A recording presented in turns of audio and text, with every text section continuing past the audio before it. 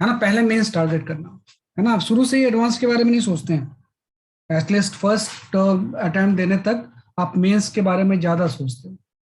एक बार first attempt में आपने दे दिया और उसमें मार्क्स आपके बहुत अच्छे आ गए मेंस में, है ना, तो फिर उसके बाद हम फिर एकदम टोटली डिवोट हो जाते हैं एडवांस की तरफ। कहीं क्या होगा ना कि अभी से आप एडवांस में सोचते जाओगे और पहले मेंस में ही मार्क्स नहीं आए, तो फिर आपको सेकेंड अटेम्प्ट भी लेना पड़ेगा, सेकंड में नहीं आया तो थर्ड लेना पड़ेगा, जो मतलब कितने फेज होंगे अभी मुझे पता भी नहीं है ना, वो तो हर साल चेंज होते रहता है। तो एक फेज में मेंस में ज्यादा कंसंट्रेट करना, है ना, एक बार उसमें अच्छा मार्क्स आ जाए, मे बी जो भी 98 99 परसेंटाइल जो भी आपको लगता है कि मुझे अच्छे कॉलेज, सेकंड जो कॉलेज है सेकंड प्रेफरेंस में, उसमें कोई भी अच्छा कॉलेज मिल सकता है इसमें, तो नॉर्मली मैं इतना स्कोर कर लूंगा तो हो जाएगा, बस उसके बाद छोड़ दो उसे आप, then go for the advanced, है ना। तो एडवांस के लिए तो फिर टाइम भी होता है आपको। तो पहली चीज क्लास नोट्स है, दूसरा आप मॉड्यूल कंप्लीट करो, है ना, कि कंप्लीट मॉड्यूल, है ना। और थर्ड में आप ध्यान रखना, आप एनसीईआरटी तो आप कर ही रहे हो, एनसीईआरटी एग्जाम्पलर भी कर लेना,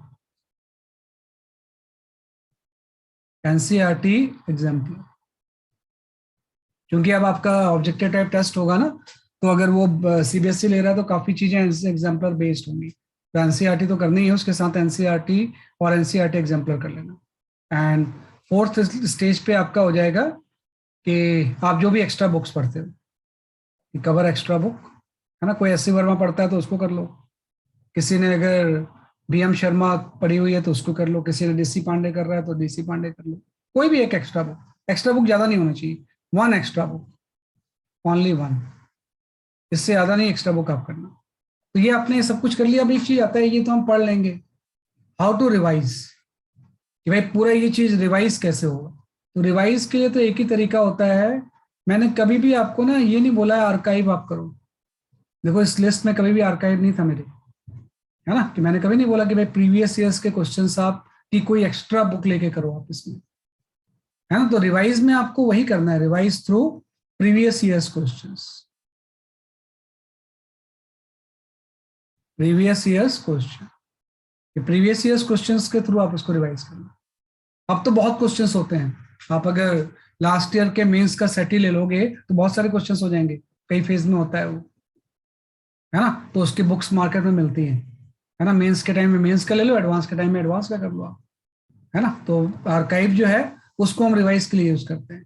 मैंने बोला कि भाई जो मॉड्यूल में प्रीवियस ईयर्स क्वेश्चंस दिए हुए हैं, like window to IIT JEE mains और एडवांस, वो आप कर लो अभी, लेकिन ऐसे एक्स्ट्रा बुक ऐसे डेडिकेटेड बुक मत करो आपको, डेडिकेटेड बुक हम सिंपल सा रिवीजन में करते हैं, इतना आप कर लोगे तो अच्छा खासा आपके मार्क्स आ जाएंगे, है ना, मेंस में भी आ जाएंगे और काफी कुछ आपके एडवांस की भी तैयारी हो जाएगी, है ना। तो ये जो थोड़ा सा मैं बता रहा हूँ इसे, इसको आप ध्यान रखना, है ना। बाकी सिलेबस वगैरह करवाना हमारे रिस्पॉन्सिबिलिटी होती है, जैसे 11th का आपका हो गया था वैसे 12th का भी होगा, और बाद में रिवीजन भी होगा।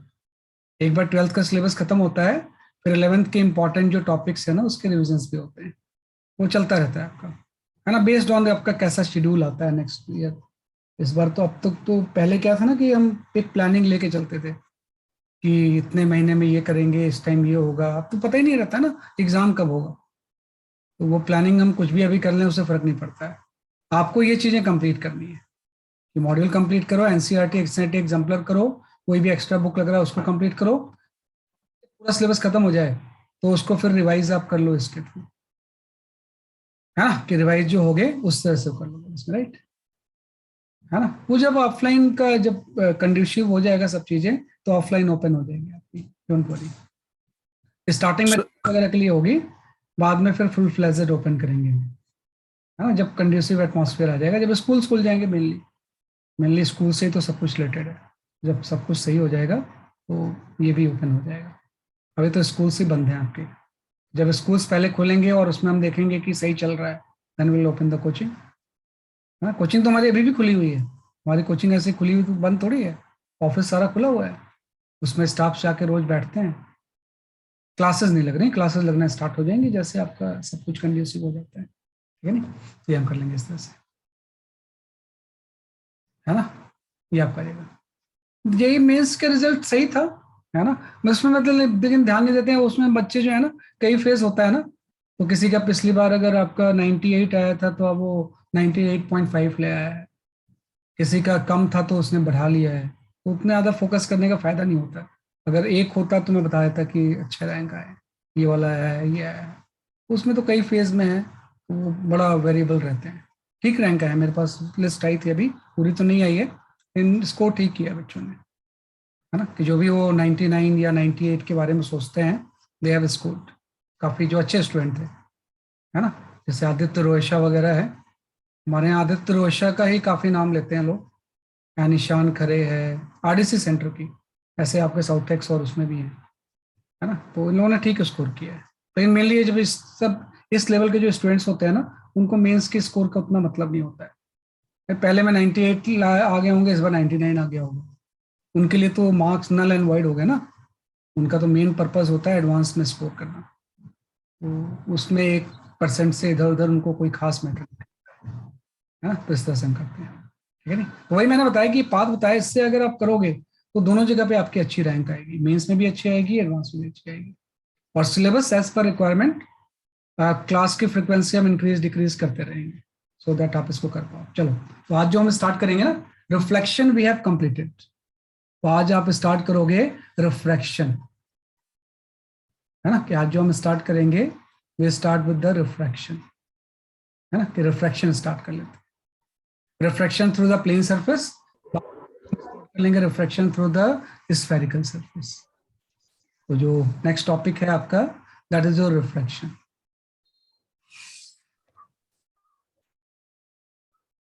ये आपका हो गया, है ना। तो we start with the refraction, है ना। रिफ्रैक्शन हमने काफी डिटेल में पढ़ लिया है ना। मार्क्स भी मैंने आपके देखे हैं, मेजर टेस्ट में तो सारे के मार्क्स भी आ गए हैं, ठीक है, बहुत लोगों के मार्क्स ठीक ही आ रहे हैं, है ना, मिक्स टाइप के हैं, लेकिन और थोड़ा सा इंक्रीज करने की जरूरत है उसे। तो we start with the refraction. तो रिफ्रैक्शन हम जानते ही हैं कि refraction is the bending of light, है ना, कि रिफ्रैक्शन जो होता है इससे phenomena of, this is the bending of light. Refraction क्या होता है? Bending of light when medium changes, when medium change, कि जब भी कोई लाइट एक मीडियम से दूसरे मीडियम में जाती है तो वो बैंड होती है। इसी फिनोमेना को हम क्या बोलते हैं? इसलिए आपका रिफ्रैक्शन ऑफ लाइट, है ना। तो रिफ्रैक्शन ऑफ लाइट में सबसे पहले जो चीज आप पढ़ते हो, वी स्टडी द, सबसे पहले हम डिफाइन करते हैं कि what is the refractive index. भाई किसी मीडियम का यहाँ पे हम डिफाइन करते हैं रिफ्रैक्टिव इंडेक्स, क्या होगा? तो म्यू। तो रिफ्रैक्टिव इंडेक्स सिंपल से मैं बात कर रहा हूँ, तो रिफ्रैक्टिव इंडेक्स एक्चुअली दो तरह का होता है। पहली जो रिफ्रैक्टिव इंडेक्स होती है उसको हम बोलते हैं absolute refractive index, absolute refractive index. तो जो एब्सोल्यूट रिफ्रैक्टिव इंडेक्स होगा, ये आपको होता है refractive index with respect to air. जब भी हम बात करेंगे एब्सोल्यूट रिफ्रैक्टिव इंडेक्स, तो this is the refractive index, right, with respect to air होता है ना, एयर या वैक्यूम के रिस्पेक्ट में। एयर या वैक्यूम के रिस्पेक्ट में जब भी हम किसी भी मीडियम का रिफ्रैक्टिव इंडेक्स डिफाइन करते हैं, तो उसको हम बोलते हैं बेसिकली आपका एब्सोल्यूट रिफ्रैक्टिव इंडेक्स। तो सपोज मैंने लिखा किसी मीडियम का एब्सोल्यूट रिफ्रैक्टिव इंडेक्स म्यू है, तो इसका सिंपल सा मतलब होता है this the ratio between the speed of light in vacuum या एयर, है ना। एयर और वैक्यूम को हम एक ही मान के चलते हैं, दोनों का रिफ्रैक्टिव इंडेक्स में बहुत कम डिफरेंस होता है, by speed of light in medium,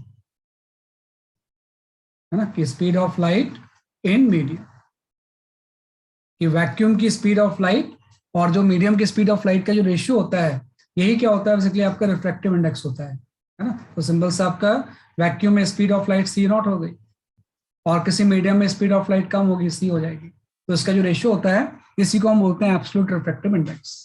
तो जैसे हम जानते हैं कि जो एब्सोल्यूट रिफ्रैक्टिव इंडेक्स, अगर मैं बात करूं एयर का, एयर का एब्सोल्यूट रिफ्रैक्टिव इंडेक्स कितना होगा, तो वो तो 1 हो जाएगा, क्योंकि उसी के रिस्पेक्ट में तो ले रहे हैं हम इसमें। दूसरा अगर मैं ले लूँ कि ग्लास का नॉर्मल केस में रिफ्रैक्टिव इंडेक्स की वैल्यू जो होती है वो 3/2 होती है, एंड वाटर का रिफ्रैक्टिव इंडेक्स जो होता है विथ रिस्पेक्ट टू एयर, ये आपका 4/3 होता है। तो स्टैंडर्ड वैल्यूज है ये, है ना। वैसे तो क्वेश्चन में दिया होता है, तो ग्लास का 3/2 और ये क्या हो गया, बेसिकली आपका 4/3 आ गया। ये तो हो गया एब्सोल्यूट रिफ्रैक्टिव इंडेक्स। ऐसे हम डिफाइन करते हैं relative refractive index, relative refractive index, भाई दो मीडियम का रिलेटिव रिफ्रैक्टिव इंडेक्स क्या होगा? तो refractive index of one medium with respect to another, relative का मतलब हो जाएगा refractive index of one medium, right, with respect to other medium, है ना। तो जब दो मीडियम को हम कंपेयर करते हैं तो इसी को हम बोलते हैं रिलेटिव रिफ्रैक्टिव इंडेक्स। इसको हम इस तरह से लिखते हैं, जैसे मैं लिखूं refractive index of second medium with respect to first, with respect to first. तो इसको लिखने का तरीका दो होता है, या तो आप इसको इस तरह से लिख देते हो one mu two, one mu two का मतलब हो जाएगा refractive index of the second medium with respect to first, या इसको कई बार हम ऐसा भी लिख लेते हैं म्यू टू वन। इसका मतलब भी वही है कि refractive index of medium second with respect to first. तो ये जो चीज होती है, ये दो मीडियम के रिफ्रैक्टिव इंडेक्स का रेशियो होता है, mu two by mu one हो जाएगा। तो refractive index of the second medium with respect to first जो होगा, ये mu two by mu one हो जाएगा। तो ऑब्वियसली बात है कि स्पीड ऑफ लाइट से हम कंपेयर कर सकते हैं इसमें कि भाई म्यू टू की वैल्यू में लिख सकता हूँ c naught by C two, ये सेकंड मीडियम में speed of light c two है, और म्यू वन जो absolute refractive index first medium का है, तो आपका c naught by c one हो जाएगा। तो अल्टीमेटली यहाँ से सी नॉट कैंसिल हो जाएगा, इसकी value C one by C two हो जाएगी, है ना। तो जो वन म्यू टू या म्यू टू वन होगा, इसकी वैल्यू स्पीड ऑफ लाइट दोनों मीडियम के रेशियो हो जाएंगे। मतलब रिफ्रैक्टिव इंडेक्स का मेन जो रिलेशन है ना, वो आपकी स्पीड ऑफ लाइट से ही है ना। तो आपको पता है कि मीडियम चेंज होगा तो स्पीड चेंज होती है, वेवलेंथ चेंज होती है, लेकिन फ्रीक्वेंसी कांस्टेंट रहती है। तो यहाँ पे हम सिंपल से लिखेंगे with change of medium, with change of medium, है ना, स्पीड एंड वेवलेंथ चेंज,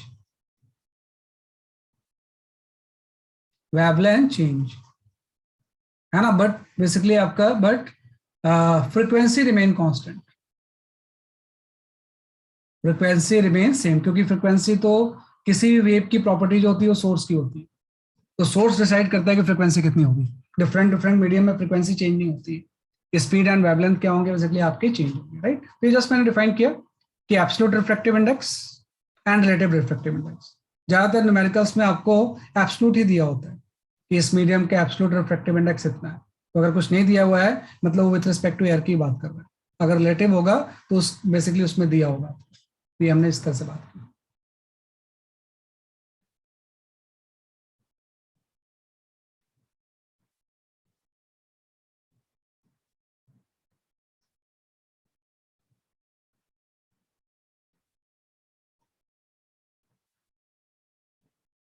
है ना। ये आपका केस था। तो ये आपने दो तरह के रिफ्रैक्टिव इंडेक्स क्या किया बेसिकली आपके डिफाइन किया। अब हम आ जाते हैं नेक्स्ट चीज आपकी कि भाई लॉ ऑफ रिफ्रैक्शन क्या होगा। जैसे आपने लॉ ऑफ रिफ्लेक्शन पढ़ा था, वैसे ही आपका लॉ ऑफ रिफ्रैक्शन होता है, जो कि हम 9th क्लास से ही पढ़ते आ रहे हैं। 9th या 10th जब भी आपकी ये चीजें थी तो उससे हम जानते हैं इस चीज को। We talk about the law of refraction, है ना, कि लॉ ऑफ रिफ्रैक्शन। तो लॉ ऑफ रिफ्लेक्शन के दो स्टेटमेंट होते हैं। पहला स्टेटमेंट तो वही जनरल है कि इंसिडेंट रे, है ना, रिफ्रैक्टेड रे, रे and normal to point of incidence. And एक बार पेज पे शो कर दीजिए। इसमें आप देख लो यार फटाफट, इसको देख लो। सही बात है, पूरी बेसिक से चीजें आनी चाहिए आपको, है ना, हर छोटी छोटी पॉइंट क्लियर होना चाहिए। ये आपका कैसे, ओके, ये आपका आ गया। तो जस्ट आपने इसमें शो किया इस तरह से कि भाई इंसिडेंट रे रिफ्रैक्टेड है normal to point of incidence, point of incidence, right, all lies in same plane, all lies in same plane, है ना, कि भाई ये सारे जो प्लेन सेम होता है। और सेकंड जो लॉ ऑफ होता है इसी को हम स्नेल्स लॉ भी बोलते हैं, या लॉ ऑफ रिफ्रैक्शन को ही आप लिख लो स्नेल्स लॉ, है ना। तो स्नेल्स लॉ के अकॉर्डिंग हम जानते हैं कि ratio of sine of incidence और ratio of sine of refraction वो कांस्टेंट रहता है। Ratio of sine of angle of incidence, angle of incidence, है ना, and sine of angle of refraction. Refraction remain constant for a pair of medium. तो sines of angle of incident और sine of angle of refraction constant रहेगा, तो sine I by sine r की value constant रहती है. और ये जो कांस्टेंट होता है एक्चुअली में ये 1 μ2 के इक्वल होता है, या फर्दर इसके इक्वल हो जाएगा μ2 बाई μ1, है ना. तो स्नेल्स लॉ के अकॉर्डिंग जस्ट हम ये बोल रहे हैं कि अगर दो मीडियम की बाउंड्री आपकी इस तरह से है कोई भी, है ना, और यहाँ पे इस तरह से कोई रे आ गई, मे बी रेयर से डेंसर में जा रही है, तो ये टुवर्ड्स द नॉर्मल ऐसे बैंड हो जाएगी, है ना. इस तरह से दो मीडियम की अगर बाउंड्री है फिर टुवर्ड्स द नॉर्मल क्या हो जाएगा, इसलिए आपकी बैंड हो जाएगी. इस तरह से रे आई और ये टुवर्ड्स द नॉर्मल बैंड हो जाएगी. नॉर्मल आप इस तरह से प्लॉट कर दोगे. तो पहला स्टेटमेंट तो ये था कि सबका प्लेन सेम होगा, और ये एंगल ऑफ इंसिडेंस है मेजर्ड फ्रॉम द नॉर्मल, और ये एंगल ऑफ रिफ्रैक्शन आर है. अगर इस मीडियम का रिफ्रैक्टिव इंडेक्स μ1 है और इस मीडियम का रिफ्रैक्टिव इंडेक्स μ2 है, तो वही हम बोल रहे हैं कि sine I by sine R का जो रेशियो होगा ये आपका कांस्टेंट होगा, और इसकी वैल्यू किसके इक्वल होगी, μ2 बाई μ1 की. तो हम नॉर्मली इसको इस तरह से लिखते हैं कि भाई म्यू जिस मीडियम का होगा उसका साइन आई, और सेकेंड मीडियम का म्यू और उसका साइन आर, इन दोनों का प्रोडक्ट जो होगा वो कांस्टेंट होगा. तो इसको इस तरह से नहीं लिख के ज्यादा अच्छा ये रहता है कि इसको आप इस फॉर्म में लिख दो कि μ1 साइन आई इक्वल टू आपका हो जाएगा μ2 साइन आर. तो जब भी आप लॉ अप्लाई करोगे तो आप इसी फॉर्मेट में अप्लाई करना, है ना, कि भाई नाम एंगल का कुछ भी हो सकता है. तो जस्ट आपने बोला कि भाई μ1 है, इसका साइन आई इक्वल टू आपका हो जाएगा μ2 इंटू साइन आर, कि एज पर लॉ तो इस तरह से स्टेटमेंट होता है, लेकिन नॉर्मली हम अप्लाई इसको इस तरह से करते हैं कि μ1 साइन आई इक्वल टू क्या हो जाएगा μ2 इंटू साइन आर. मतलब ये कोई नहीं कि दो मीडियम ही हो, कितने मीडियम में लॉ वैलिड है कि बहुत सारी पैरेलल लेयर्स ऐसे बनी हुई है ना, कि मैंने यहाँ पे बहुत सारी इस तरह से पैरेलल लेयर्स बना ली, है ना, और यहाँ से कोई रे आती है ऐसे, इस तरह से कोई रे आई, इसका फर्स्ट मीडियम में एंगल ऑफ इंसिडेंट θ1 है ना, बीच में पास होती है, कहाँ जाती है उससे मुझे कोई मतलब नहीं है. बहुत सारी अगर पैरेलल लेयर्स हैं और अल्टीमेटली यहाँ से जब ये निकल रही थी तो ये वाला एंगल सपोज इसका θ5 है ना, कि इसका रिफ्रैक्टिव इंडेक्स μ1 है, ये आपका μ2 हो गया, μ3 हो गया, ये μ4 हो गया और ये μ5 आ गया. तो बीच में कई जगह पे गई तो मैं स्नेल्स लॉ ऐसा नहीं है कि सिर्फ 1 बाई 1 ही मैं लगा सकता हूँ, मैं सीधे लगा सकता हूँ कि मैं बोलूंगा कि भाई इस पूरे प्रोसेस में म्यू साइन थीटा जो होगा वो कांस्टेंट रहेगा, कि म्यू और साइन थीटा का प्रोडक्ट क्या रहेगा, इसलिए आपका कांस्टेंट रहेगा.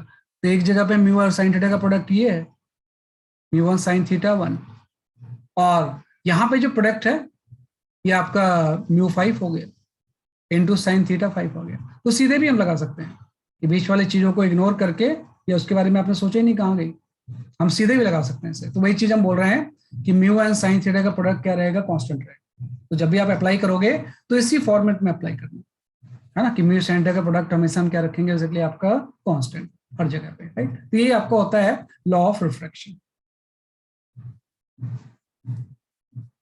जैसे लॉ ऑफ रिफ्लेक्शन भी एक ही था कि एंगल ऑफ इंसिडेंट जो होगा वो किसके इक्वल होगा, एंगल ऑफ रिफ्लेक्शन के, है ना. वैसे आपका ये लॉ ऑफ रिफ्लेक्शन, सारा लेंस से लेके जो भी चीज हम प्रिज्म वगैरह पढ़ेंगे, लॉ तो एक ही है, इसी की स्पेशल कैटेगरीज हैं सारी.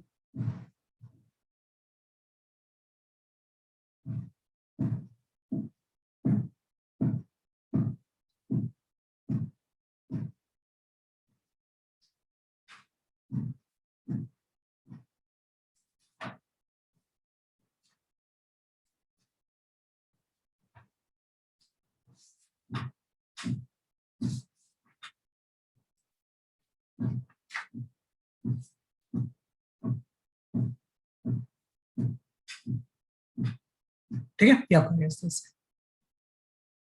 है ना. इसके बाद हम आते हैं कि जो लॉ ऑफ रिफ्रैक्शन है इसका वेक्टर फॉर्म क्या होगा, है ना. We can talk about the vector form of the law of refraction.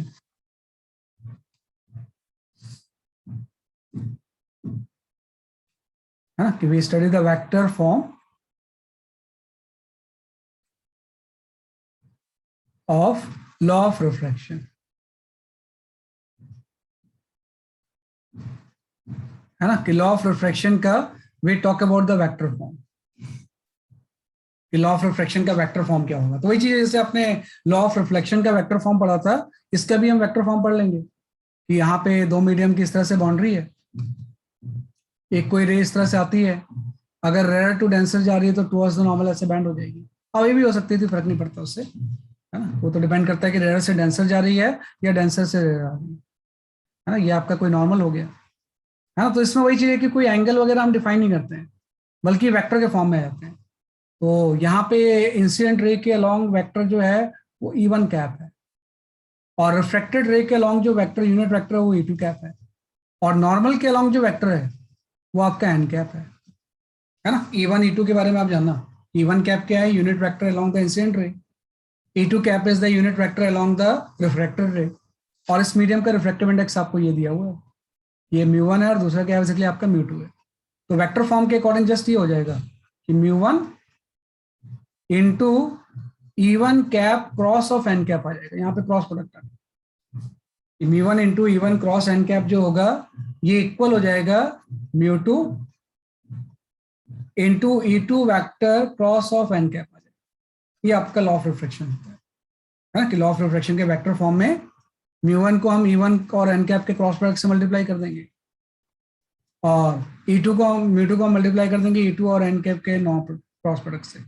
Obvious बात है, इसमें कुछ सोचने वाली बात ही नहीं है कि भाई E1 और एन के बीच में अगर एंगल आई है तो जब मैं E1 और एन का क्रॉस प्रोडक्ट लूंगा, ये तो यूनिट वेक्टर है, तो यहाँ पे साइन आई तो आ जाएगा, यहाँ पे क्या आ जाएगा, साइन आई आ जाएगा, और जब इन दोनों का मैं क्रॉस प्रोडक्ट लूंगा तो यहाँ पे साइन आर आ जाएगा, तो यहाँ पे μ2 इंटू क्या हो जाएगा, इसलिए आपका साइन आर आ जाएगा। लेकिन कई बार जब 3D में चीजें होती हैं और सब चीजें आई कैप जे कैप के टर्म्स में दी हो तो इसको अप्लाई करना यूजफुल होता है ना, कि this is known as a vector form of the law of reflection. तो उसको आप ध्यान देना, इसी का फॉर्म, इसी को एक्सपैंड करेंगे यही चीज आ जाएगी कि μ1 साइन आई किसके इक्वल हो जाएगा, μ2 साइन आर, है ना। तो this is known as a vector form of the law of reflection.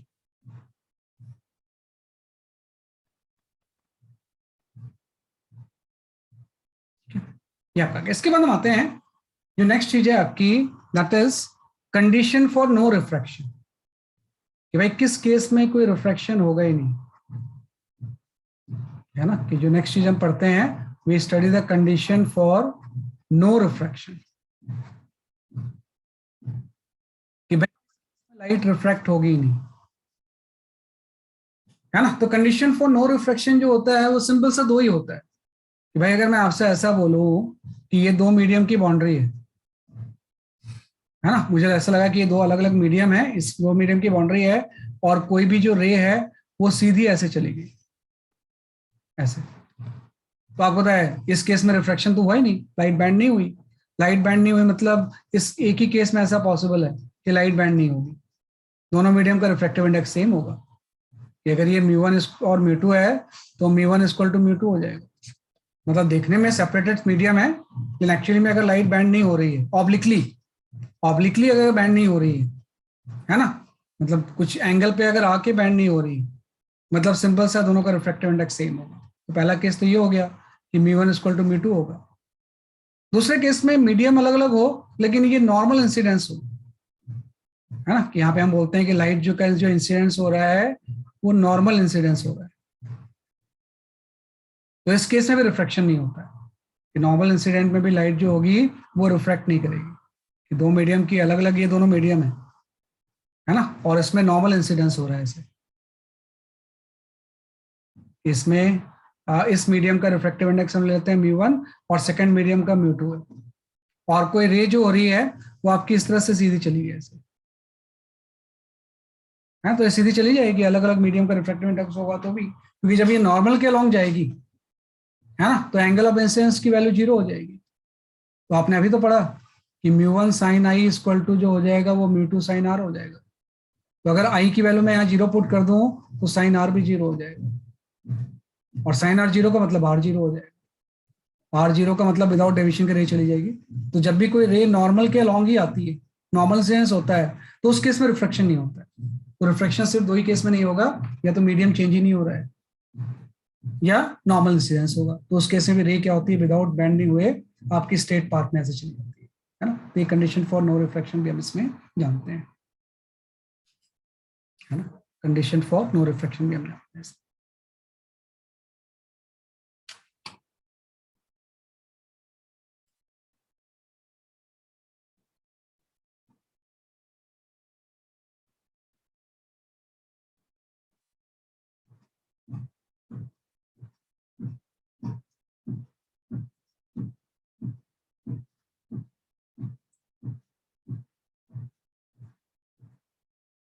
ठीक है, ये आपका गया इस तरह से।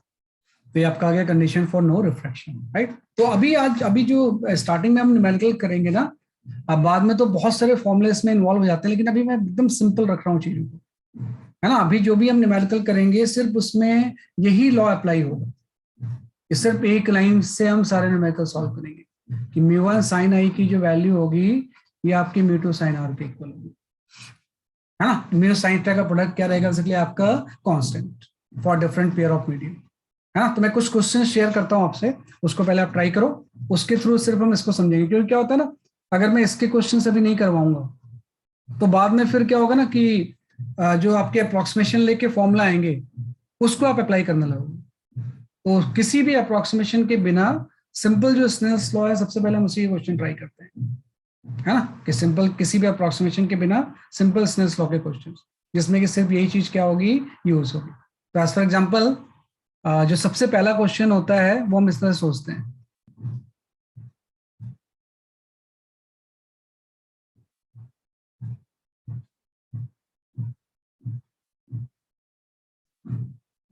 वेट फॉर,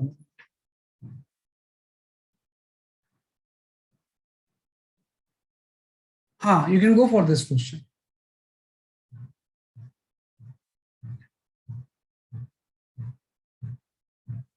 सिंपल सा, इसमें एक ही चीज लगेगी कि म्यू साइन थीटा का प्रोडक्ट क्या रहेगा, इसलिए आपका कांस्टेंट, और कुछ भी नहीं लगेगा। तो ट्राई करो इसे।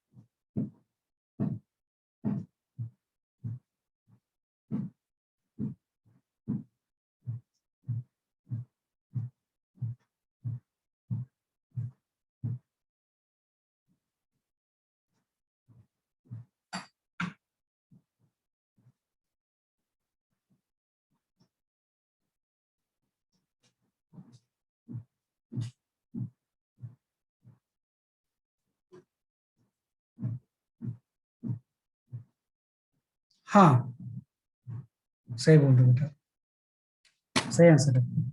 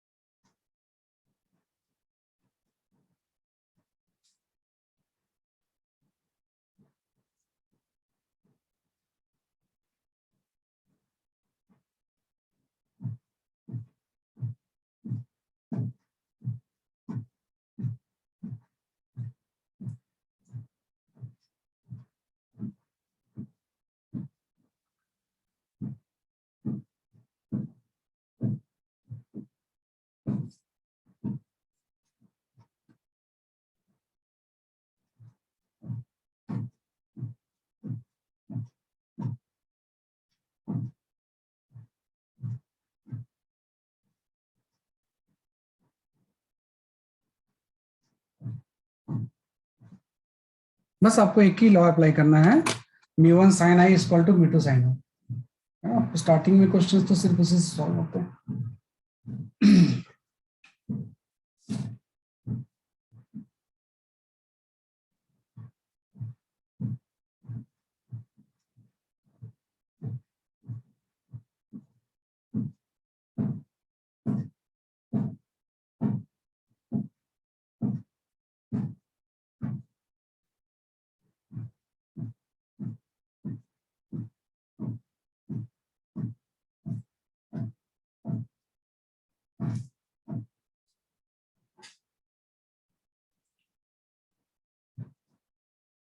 ठीक है, चलो मैं इसको एक्सप्लेन करता हूँ आपको, है ना।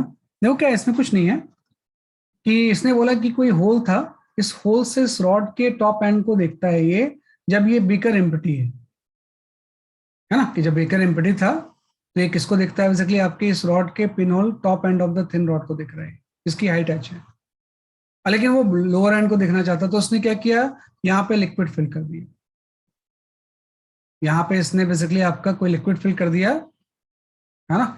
और लिक्विड के फिल करने से हुआ ये क्या, कि जो पहले वो टॉप एंड दिख रहा था वो लोअर एंड दिख रहा है, और लिक्विड की जो हाइट इसने फिल की है वो 2h तक की है, इसने दिया हुआ है। तो ऐसा करने से इस ये लोअर एंड दिखने लगा, तो लोअर एंड कैसे देखेगा, ये लोअर एंड देखने के लिए आप बस रे डायग्राम बना लो, कि क्या होगा कि यहां से आपकी एक रे ऐसे जाएगी, है ना भाई, यहां से एक आपकी रे जाएगी। हाँ, निहाल रावत सही है आपका आंसर, है ना, योर आंसर इज करेक्ट। यहाँ से इस तरह से रे जाएगी बॉटम से, अब इसको हम भूल जाएंगे, है ना, और बैंड हो जाएगी अवे फ्रॉम नॉर्मल, क्योंकि डेंसर से रेयर में जा रही है ना, तो अवे फ्रॉम नॉर्मल बैंड होके इस लाइन में आ जाएगी, है ना। तो जो रे का स्ट्रक्चर होगा, अगर मैं इसको प्लॉट करूं तो अब इसका ऐसा हो जाएगा। एक सिचुएशन होनी चाहिए लोअर एंड देखने के लिए, यहाँ पे आपने एक नॉर्मल प्लॉट कर लिया, यहाँ से आपकी एक रे गई और इस तरह से बैंड होकर इधर चली गई, तो डेंसर से रेयर में जाएगी, तो नॉर्मल से अवे क्या होगी बेसिकली, आपकी बैंड होगी, है ना। तो अब इसमें आपको ये निकालना है कि ऐसा होने के लिए what should be the refractive index of the liquid, है ना, किस केस में आपका लिक्विड का रिफ्रैक्टिव इंडेक्स कितना होगा, है ना। तो रिफ्रैक्टिव इंडेक्स निकालने के लिए हम क्या करेंगे, आप सबसे पहले ये एंगल डिसाइड कर लो कितना है, ये वाला एंगल तो 45 ही होगा ना, आप ध्यान दो ना, 45 ही तो होगा ये, है ना, क्योंकि आपको पता है जब सीधे लाइन जा रही थी ये भी 2h था और बेस भी 2h है, तो नॉर्मली वाला एंगल 45 डिग्री होगा, मतलब आर आपको पता है, आर कितना है बेसिकली आपका 45 डिग्री।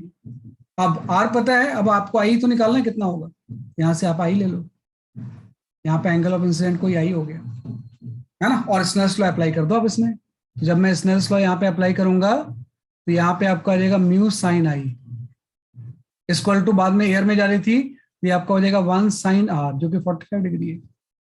वही इस मीडियम का रिफ्रैक्टिव इंडेक्स म्यू है और यहाँ पे एंगल आई है, एयर में गई 1 आ गया, साइन 45 आ गया। अब यहां से आप साइन आई की वैल्यू ज्योमेट्रिकली हम निकाल सकते हैं, क्योंकि आप देखो कि ये एंगल अगर आई है ना, तो ये एंगल अगर 45 डिग्री है, ये वाली हाइट जो डिफरेंस है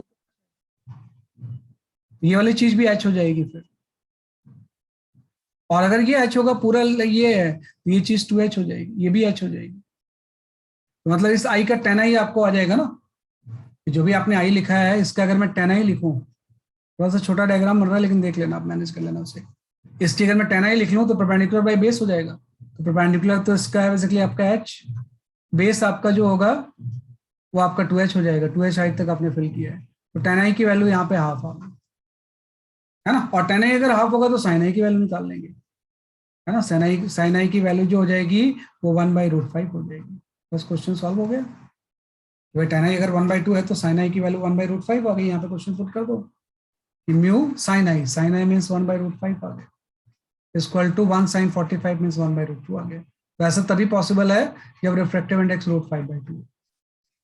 आप देखो इसमें कोई चीज यूज नहीं हुई ज्योमेट्री या इस लॉ के अलावा, तो अभी क्वेश्चन सारे वही होंगे जिसमें एक ही फॉर्मूला यूज होगा, μ1 sin i equal to μ2 sin r, उसको आप देख लो, है ना, तो इसलिए हम सॉल्व कर सकते हैं इसे। हाँ बेटा अर्पित बोलो, क्या बोलना चाह रहे हो। तो ये टेन आई की जगह मैं साइन आई नहीं दे सकता? साइन आई ले लो, कोई फर्क नहीं पड़ता उससे, साइन आई ले लो, वही बात है यार, टेन आई तो मैंने बताने के लिए किया है, आप साइन आई ले लो सीधे, एविडेंस निकाल लोगे तो उससे भी आ जाएगा। भाई एच और टू एच का रिजल्टेंट √5h आ जाएगा तो सीधे साइन आई, कोई फर्क नहीं पड़ता उससे, है ना। तो हमने सीधे कर लिया ऐसे, है ना। तो इससे आपका √5/2 आ गया ऐसे, है। लैंग्वेज ऑफ क्वेश्चन सिंपल से ये बोल रहा है कि जब ये टैंक खाली था तो इस आई होल से ये टॉप को देख रहा था, क्योंकि रे सीधे ऐसे जा रही थी। लेकिन आपने अगर 2s तक इसको फिल कर दिया तो अब रे इस तरह से जाके बैंड होके दिख सकता है लोअर एंड। तो अगर ये लोअर एंड देख पा रहा है 2h तक फिल करने में तो म्यू की वैल्यू कितनी होगी। तो जस्ट मैंने ये सोल्यूशन दे दिया। ये काफी इंपॉर्टेंट क्वेश्चन है, जेई का ही क्वेश्चन है, पहले प्रीवियस ईयर्स किसी जेई में आया हुआ है क्वेश्चन, है ना। तो जस्ट इसमें एक ही चीज यूज हो रही है। तो इसमें क्या होता है कि रॉड की जगह पे कई बार कॉइन रखा होता है, तो कितना तक भरेंगे तो कॉइन विजिबल होगा। बहुत सारे लैंग्वेज चेंज हो सकते हैं, मॉड सबका एक ही है जो इस तरह के क्वेश्चन हम सॉल्व करते हैं, है ना। सबका मॉड ऑलमोस्ट क्या है, बेसिकली आपका सेम, ये आपका गैस था से।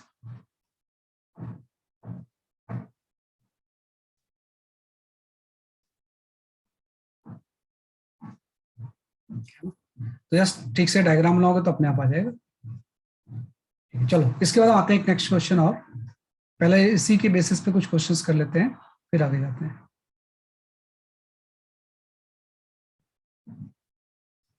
ये तो उसका नहीं। हाँ, you can go for this question.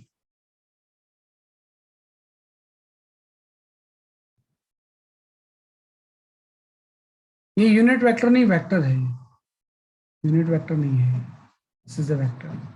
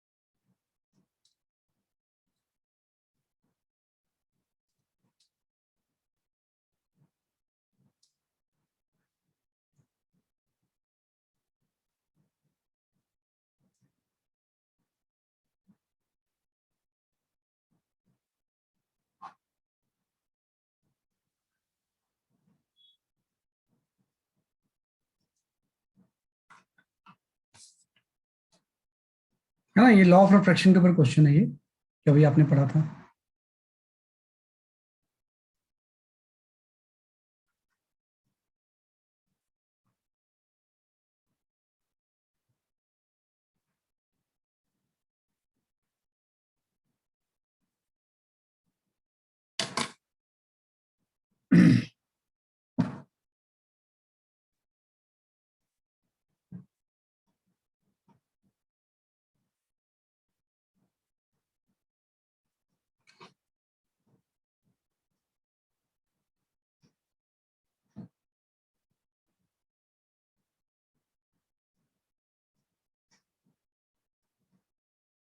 यथार्थ your answer is correct.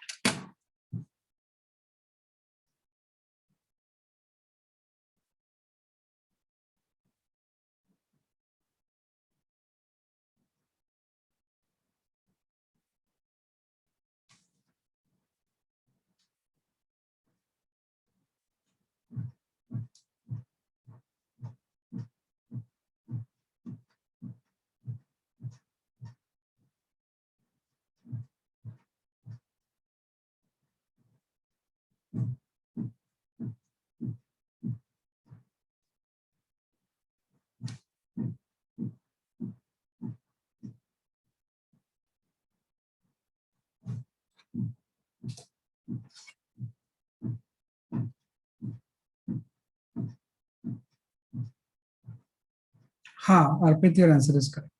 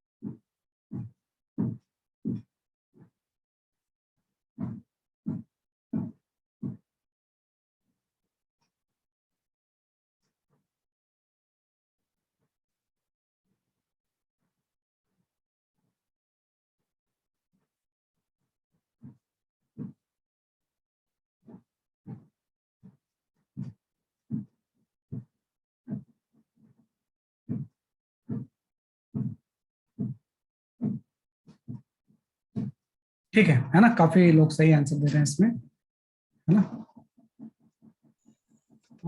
Piyush ji, थोड़ा सा कुछ गड़बड़ आ रही है डायरेक्शन वगैरह की आपकी, है ना। चेक कर लो आप इसे, किस तरह से हम सॉल्व करेंगे। तो एक्चुअली में क्या है ना कि थोड़ा सा अगर मैं ध्यान दूं तो ये ऐसी केस तो है, माइनस आई कैप माइनस टू जे कैप का मतलब इस तरह से रे कोई आ रही होगी, ऐसी तो रे आ रही होगी ना।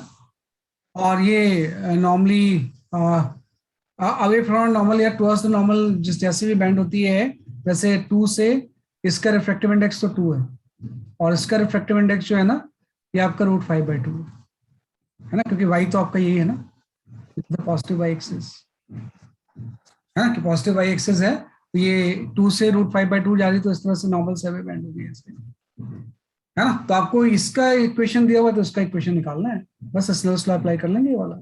अब ध्यान रखना कि ये यूनिट वेक्टर नहीं वेक्टर है, तो इसका जब हम इवन कैप निकालेंगे तो ये आपका हो जाएगा माइनस आई कैप माइनस टू जे कैप, वाई आपका √5 आ जाएगा, और एन कैप की जगह पे आप जे कैप ले लो। नॉर्मल एक्चुअली एक्जेक्ट प्लेन है ना, तो एक्जेक्ट प्लेन के परपेंडिकुलर वाई एक्सिस तो होगी, तो एन कैप की जगह पे जे कैप आ गया।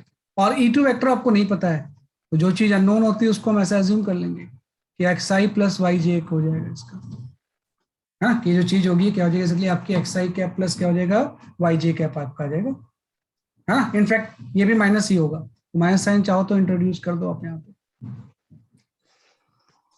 माइनस ही होगा, दोनों चीजें इसका एक्स और वाई कोऑर्डिनेट दोनों माइनस, माइनस आई कैप माइनस वाई जे का हो गया, एक्स वाई तो निकालना है आपको, ये एक्स वाई एक्स कॉफिशिएंट और वाई कॉफिशिएंट कितना होगा, ये और ये E2 कैप भी यूनिट वेक्टर है ना। तो अब हम इसमें लॉ अप्लाई कर लेते हैं। तो μ1 आपका 2 हो गया। E1 कैप की जो वैल्यू है वो है -i cap -2j cap by आपका √5 है ना। और इसका आपको क्रॉस प्रोडक्ट जे कैप से निकालना है। इक्वल टू आपका यहाँ पे आ गया μ2 √5/2 आ गया है ना। और जो दूसरा फैक्टर है वो आपका -xi कैप -yj कैप आ गया। इसका भी क्रॉस प्रोडक्ट आपको जे कैप से निकालना है ना। तो जब इससे सॉल्व करोगे तो x की वैल्यू आ जाएगी। ये जो x कोऑर्डिनेट हो जाएगा ना वो आपका आ जाएगा 4/5। इससे सॉल्व कर लो आप। इसमें मैं क्रॉस प्रोडक्ट लेंगे तो j क्रॉस j तो 0 हो जाएगा, i क्रॉस j तो आएगा, k कैप आ जाएगा है ना। तो नॉर्मली इससे जब हम सॉल्व करेंगे ना तो नॉर्मली आपका ये जो होगा ये x कोऑर्डिनेट आपका 4/5 आ जाएगा। n कैप आ जाएगा बेटा, जैसे ये xz है ना, प्लेन है तो नॉर्मल किसी प्लेन के परपेंडिकुलर तो होता है। तो interface of the two media which is in xz plane, interface अगर xz प्लेन में है तो xz प्लेन के परपेंडिकुलर तो नॉर्मल होगा, तो y एक्सिस के लॉन्ग j कैप आ जाएगा। इंटरफेस उसने दिया हुआ है कि xz प्लेन है, अदरवाइज नहीं तो नॉर्मल की डायरेक्शन दे रखा होता, क्योंकि इसने इंटरफेस xz प्लेन दिया हुआ है। तो xz के परपेंडिकुलर जो होगा वो y डायरेक्शन ही तो होगी। तो आपका आ गया, तो x की वैल्यू 4/5 आ गई। अब x तो आ गया 4/5, y हम कैसे निकालें? तो आप थोड़ा ध्यान दो, U2 is a unit vector. E2 जो है ना वो यूनिट वेक्टर है। तो यूनिट वेक्टर मैग्नीट्यूड तो 1 होगा ना, तो इसका मैग्नीट्यूड आप 1 कर दोगे। मैग्नीट्यूड जब मैं 1 करूंगा तो x² + y² = 1 हो जाएगा। तो x हम निकाल चुके हैं, यहाँ से y की वैल्यू आ जाएगी, y की वैल्यू 3/5 आ जाएगी। तो इस E2 वेक्टर में x जो होगा वो 4/5 होगा और y जो होगा वो 3/5 होगा। तो B option will be the correct, है ना, कि बी ऑप्शन जो होगा इसमें क्या होगा, इसलिए आपका सही हो जाएगा। तो उसका सेम कर सकते हैं, ये आपका रहेगा इसका सेंस।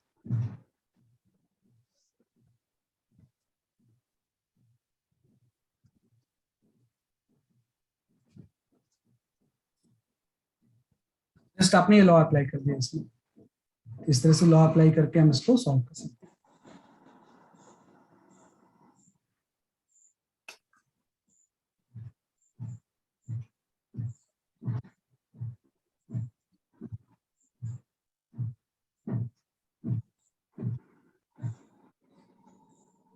एंगल से भी निकाल सकते थे, एंगल डिसाइड कर लो पहले ये कितना होगा। वाई के साथ डॉट प्रोडक्ट इसका लेके हम ये एंगल निकाल सकते थे। एक बार आई आ गया तो स्नेल्स लॉ अप्लाई करके आर आ जाता, सिंपल। तो एक बार आर आ जाता तो उसके कंपोनेंट्स भी हम निकाल लेते। लेकिन ये ज्यादा अच्छा है कि मैंने अभी बताया, सीधे हम इसे सॉल्व कर लेंगे, है ना। ये आपका हमने कर लिया, तो इसका बी ऑप्शन सही हो गया। तो कई बार ये क्वेश्चंस आए हुए हैं एग्जाम में। अब हम आ जाते हैं थोड़ा सा अभी, है ना, ये एक्चुअली में सबसे लास्ट में जाके बच्चे पढ़ते हैं, लेकिन मेरे हिसाब से सबसे शुरू में ही पढ़ लेना चाहिए इसे, क्योंकि अभी ही हम कोई स्पेशल फॉर्मूला नहीं जानते हैं ना, तो अभी उसको पढ़ना ज्यादा आसान होगा। एक बार बहुत सारे स्पेशल फॉर्मूला आ जाते हैं ना तो मिक्स हो जाते हैं। तो अभी थोड़ा सा आपको नॉलेज लेनी है वेरिएबल रिफ्रैक्टिव इंडेक्स के बारे में। आपको जो नॉलेज लेनी है अभी ही, that is the variable refractive index. बहुत सारे जो क्वेश्चंस होंगे उसमें रिफ्रैक्टिव इंडेक्स जो होता है वो वेरिएबल होता है। तो उस वेरिएबल रिफ्रैक्टिव इंडेक्स को हम किस तरह से उसका ट्रीटमेंट करें उसके बारे में पढ़ते हैं हम थोड़ा सा, है ना, कि भाई वेरिएबल रिफ्रैक्टिव इंडेक्स ना, ये एज ए टॉपिक भी आप पढ़ सकते हो। Medium of variable refractive index,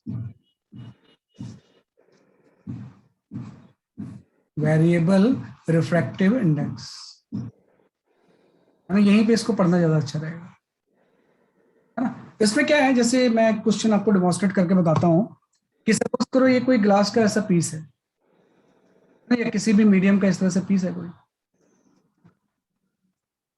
है ना। यहाँ पे आपने कोई एक्सेस ड्रॉ कर लिया कि ये मेरा एक्स एंड वाई एक्सेस है, ये आपका एक्स एक्सेस है और ये वाई एक्सेस है, और इस जगह पे ऑरिजिन है, ये ऑरिजिन आपने ले लिया, है ना। अब ये जो पीस है ना इसका रिफ्रैक्टिव इंडेक्स चेंज हो रहा है, ये पीस आपने लिया है इसका रिफ्रैक्टिव इंडेक्स कांस्टेंट नहीं है बल्कि वो किसी फंक्शन के हिसाब से चेंज हो रहा है। इंडेक्स का जो फंक्शन चेंज हो रहा है म्यू इक्वल टू आपको ये दिया हुआ है ना, a mu not by a minus x, where a is a constant. तो जैसे जैसे एक्स चेंज होगा ना, रिफ्रैक्टिव इंडेक्स की वैल्यू चेंज होती है।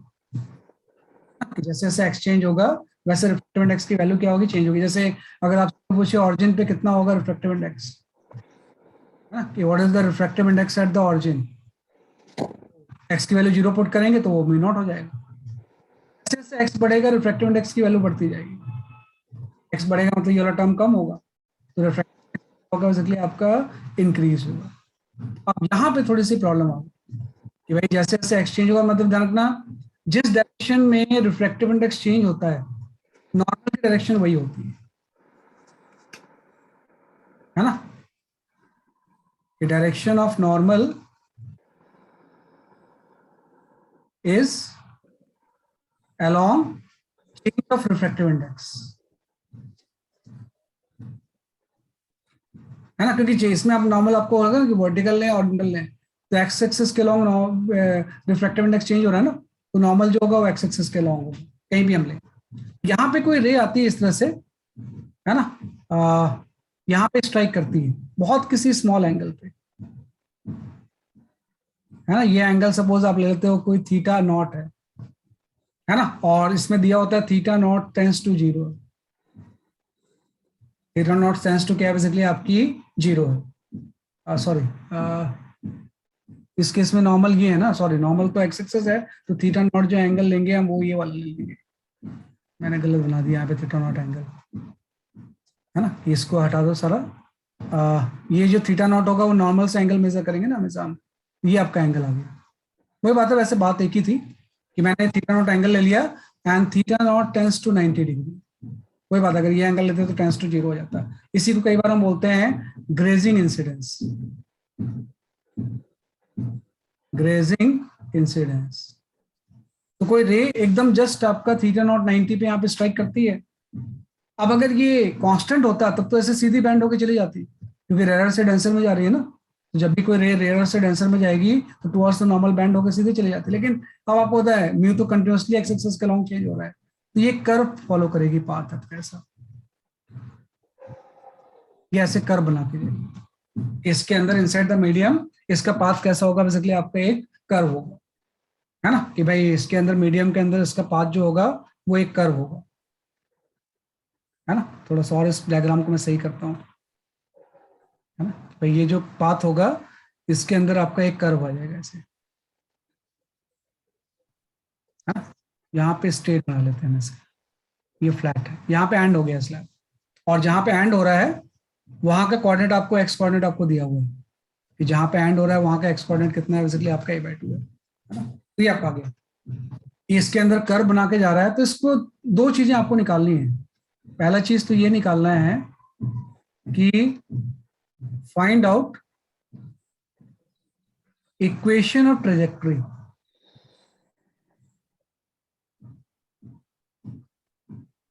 ऑफ रे इनसाइड अ मीडियम। इस वेरिएबल रिफ्रैक्टिव इंडेक्स का जो मीडियम है उसके अंदर जो रे पाथ फॉलो कर रही है उसकी इक्वेशन क्या होगी। और दूसरा, अगर रे यहां से एग्जिट हो गई, है ना, या इसको छोड़ दो, इसको मत करो भैया, यही निकालना है आपको, है ना, ये अननेसेसरी आपको कंफ्यूज करेगा अभी कि भाई यही आपको निकालना है कि इसके अंदर जब रे पास हो रही थी तो उसकी इक्वेशन ट्रेजेक्टरी क्या थी। तो उसकी स्ट्रेटेजी होती है कैसे हम सॉल्व करें। हम क्या करेंगे, जैसे स्टार्टिंग पॉइंट तो मुझे यहाँ पता है, मैं यहाँ पे किसी एक्स डिस्टेंस की बात कर लूंगा कि भाई किसी भी एक्स पे, यहां से किसी भी एक्स पे, है ना, आपको पता है। अब इसका नॉर्मल यहाँ पे इस तरह से हो जाएगा, ये एंगल कोई थीटा हो जाएगा। तो आप स्नेल्स लॉ तो किसी भी दो पॉइंट के बीच में लगा सकते हैं ना, कि स्टार्ट पॉइंट में यहाँ पे ले लो और किसी एक्स पे दूसरा पॉइंट में यहाँ पे ले लो, और mu sine theta equal to constant लिख देता हूँ। यहाँ पे तो एंगल थीटा नॉट जो है वो 90 है, थीटा नॉट की वैल्यू कितनी है बेसिकली आपकी यहाँ पे 90 है। तो मैं लिखूंगा जहाँ पे एक्स की वैल्यू 0 होगी वहां पे रिफ्रैक्टिव इंडेक्स म्यू नॉट के इक्वल हो जाएगा, है ना। तो म्यू नॉट इंटू साइन 90 आ गया, सबसे पहले मैंने ये लिख दिया कि यहाँ पे μ0 रिफ्रैक्टिव इंडेक्स है और एंगल कितना है बेसिकली आपका 90 डिग्री है, ग्रेजिंग इंसिडेंस है। तो जब भी एंगल ऑफ इंसिडेंट 90 डिग्री हो उसका मतलब होता है जस्ट सरफेस से ऐसे ग्रेज करती हुई जा रही है। तो μ0 sin 90 आ गया, इक्वल टू हम इस पॉइंट पे आ जाएंगे। इस पॉइंट पे म्यू की वैल्यू ये है किसी एक्स पे, तो उसको आप पुट कर दो, ये आपका आ जाएगा a μ0 by a minus x into sine of theta. तो यहां से साइन थीटा की वैल्यू आ जाएगी कि यहाँ पे जो ये एंगल बना रहा होगा ये साइन थीटा आ जाएगा। तो यहाँ से आप देखो कि μ0 तो कैंसिल हो गया, साइन 91 होता है, तो साइन थीटा की वैल्यू आपकी ये आ गई a माइनस एक्स बाई ए। ये जो साइन थीटा की वैल्यू आ गई वो कितनी आ गई इसलिए आपकी a माइनस एक्स बाई ए। अब यहाँ पे थोड़ा सा दिमाग लगाना आपने कि आपका तो मेन रिलेशन जो निकालना है ना, y as a function of x निकालना है कि y और x में क्या रिलेशन होगा। तो यहाँ पे आप ध्यान दो कि अगर मैं इस पॉइंट पे एक टेंजेंट ड्रॉ कर दूं ऐसे, तो ये theta slope of the tangent ही तो हो जाएगा। इस पर्टिकुलर पॉइंट जहां पे आपने लिया है अगर मैं टेंजेंट ड्रॉ कर दूं तो ये theta slope of the tangent हो जाएगा। तो हम जानते हैं जो स्लोप ऑफ द टेंजेंट होता है ना, स्लोप ऑफ द टेंजेंट जो होता है उसकी वैल्यू टेन थीटा होती है और टेन थीटा फर्दर इक्वल होता है D Y by D X. तो साइन थीटा अगर पता है तो टेन थीटा आ जाएगा और टेन थीटा पता है तो D Y by D x आ जाएगा और वाई और एक्स को इंटीग्रेट करके निकालेंगे। तो जैसे साइन थीटा अगर मुझे पता है तो I can find out the tan theta, है ना। अब ट्रायंगल बना लो यहाँ पे से, ये एंगल थीटा है, साइन थीटा आपका हो जाएगा a माइनस एक्स बाई ए। ये जो चीज हो जाएगी ये ए स्क्वायर माइनस ए माइनस एक्स का होल स्क्वायर हो जाएगी। जो टेन थीटा की वैल्यू होगी वो आपकी ये हो जाएगी a minus X under root of A square minus A minus x का होल स्क्वायर। और यही टेन थीटा किसके इक्वल हो जाएगा, D Y by D X के। अब इसके बाद तो बस इंटीग्रेशन ही बच गया। मैं यहां से अगर डी वाई लिखूं तो डी वाई की वैल्यू आपकी हो जाएगी टेन थीटा में डी एक्स मल्टीप्लाई हो जाएगा, ये हो जाएगा a minus x by under root of A square minus A minus x का whole square into d x. अब इसको आप इंटीग्रेट कर दो, जब x जीरो था तो y भी जीरो था ऑरिजिन पे, और किसी भी x पे आपको y निकालना है। तो आप देखो इंटीग्रेट करके क्या रही इक्वेशन ट्रैजेक्टरी आपकी, बड़ा एक सरप्राइजिंग रिजल्ट आता है। तो सब लोग ट्राई करो। तो मैंने स्टेप बता दी कि सबसे पहले स्टार्टिंग पॉइंट लेना है और किसी भी पॉइंट को मान लेना है ऐसे, और सबसे पहले स्नेल्स लॉ अप्लाई कर देंगे तो उससे साइन आ जाएगा, साइन आ गया तो टेन आ जाएगा और tan theta divide by D X होगा स्लोप ऑफ द टेंजेंट, तो एक्स में रिलेशन आ जाएगा। तो उससे इक्वेशन ट्रैजेक्टरी आ जाएगी कि इसके अंदर जो पाथ बनेगा उस रे का पाथ कैसा हो।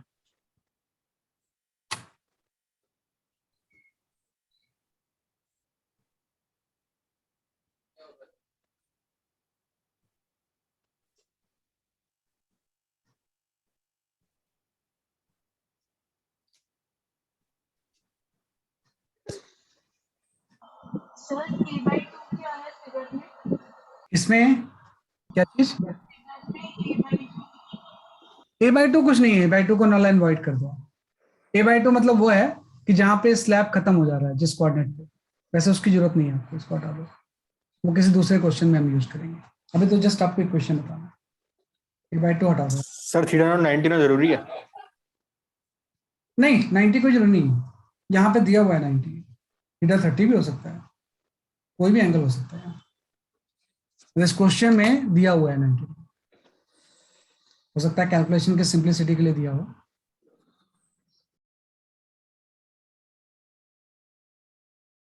इससे क्या आपका देखो आंसर आ जाएगा इससे आपको।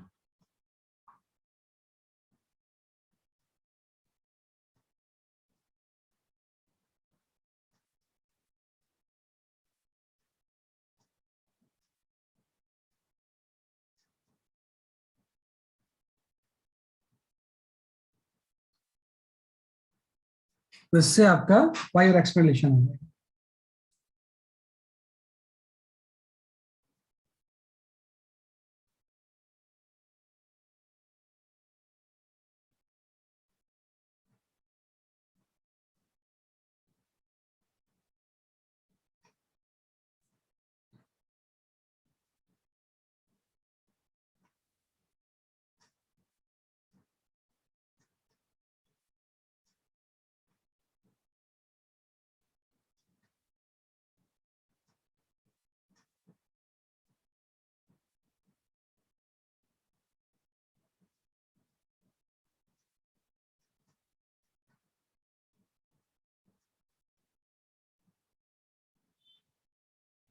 ठीक है ना, तो ये आपका जाएगा। तो आप देखोगे इससे ना, इन्होंने सही किसी ने आंसर निकाला है इसका।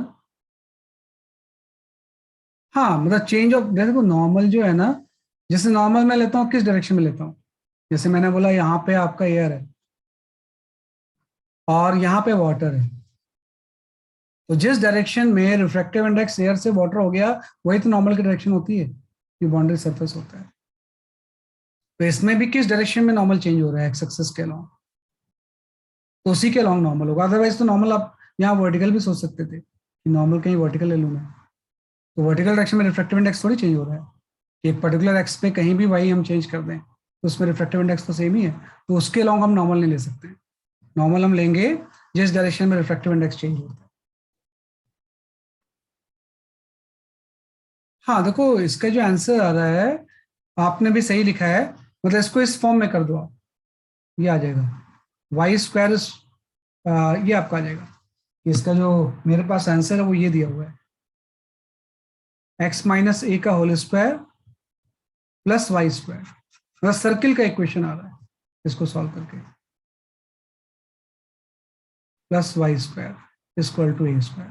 मतलब इसकी जो ट्रेजेक्ट्री होगी ना, मीडियम के अंदर सर्कुलर होगी, और उस सर्किल का जो रेडियस होगा वो ए होगा, और उसका सेंटर जो होगा वो ए कॉमा जीरो पे होगा, है ना, तो ये आपका आ गया। तो म्यू का फंक्शन दिया हुआ है तो उससे हम एक्स और वाई में रिलेशन निकाल सकते हैं। अगर एक्स और वाई में रिलेशन निकाल दिया होता तो उससे हम म्यू निकाल सकते थे। दोनों में से जो भी चीज होती है हम कैलकुलेट कर सकते हैं। तो इस प्रोसेस को हम इसमें यूज करेंगे,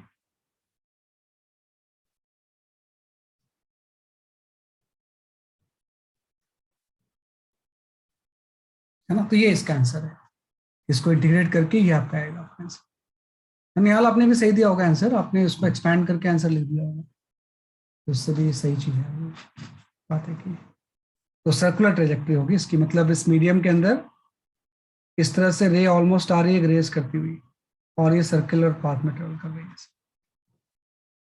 है ना, कि सर्कुलर पाथ में क्या कर रही है, बेसिकली आपकी ट्रेवल कर रही है ना, ये आपका जाएगा। तो वही मैंने बोला था बड़ा इंटरेस्टिंग आंसर आता है, रे ऐसे ग्रेस करती हुई जा रही है और इसके अंदर सर्कुलर पाथ में बेंड हो गई है। अगर ऐसा तभी होगा जब म्यू इस फंक्शन से वेरी करे, कंटिन्यूसली उसको बैंड करता जाएगा, तो इस तरह से हम कर देंगे इसे,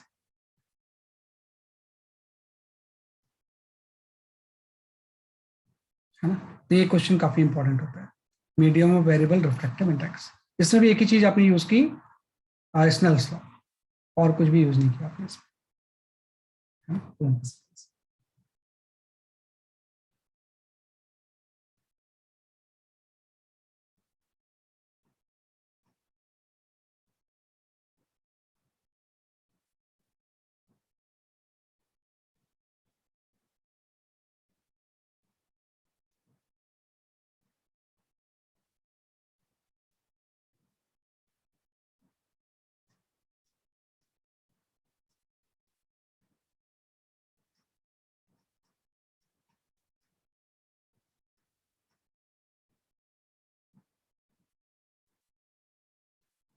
ठीक है, ये आपका कैसे। तो एक क्वेश्चन मैं शेयर करता हूँ इसी के ऊपर बेस्ड, उसको आप ट्राई करो जरा, जिसमें वेरिएबल रिफ्रैक्टिव इंडेक्स यूज हुआ है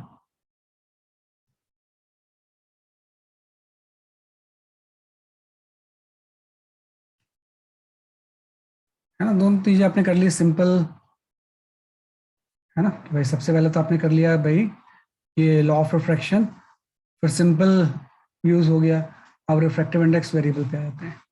ये क्वेश्चन विजिबल है आपको, देखो जरा कोई गड़बड़ तो नहीं है इसमें, वैसे ठीक है, जो विजिबल नहीं होगा वो पढ़ लोगे आप। मतलब इसके अंदर पैराबोलिक ट्रेजेक्ट्री है,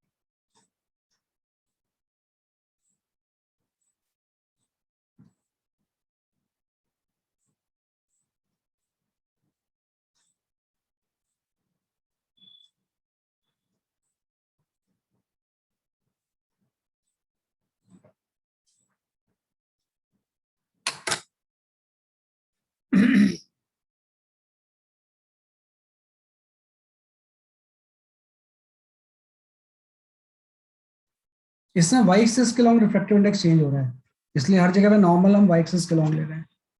इसलिए लिखा है refractive index depends on the depth. Depth मतलब वाई एक्सिस के लॉन्ग रिफ्रैक्टिव इंडेक्स चेंज हो रहा है।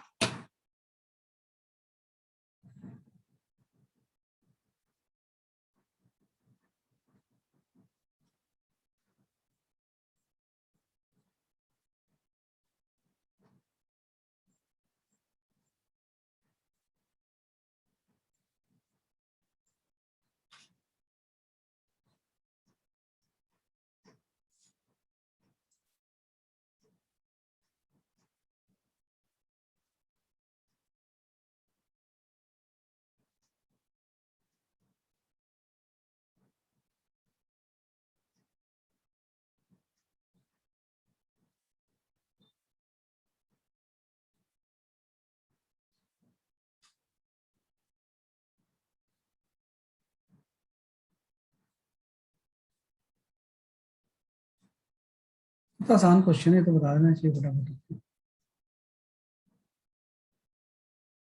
मतलब 1 मीटर पे रिफ्रैक्टिव इंडेक्स बताना है आपको, refractive index as a function of Y नहीं बताना है। 1 मीटर पे क्या रिफ्रैक्टिव इंडेक्स होगा वो बताना है।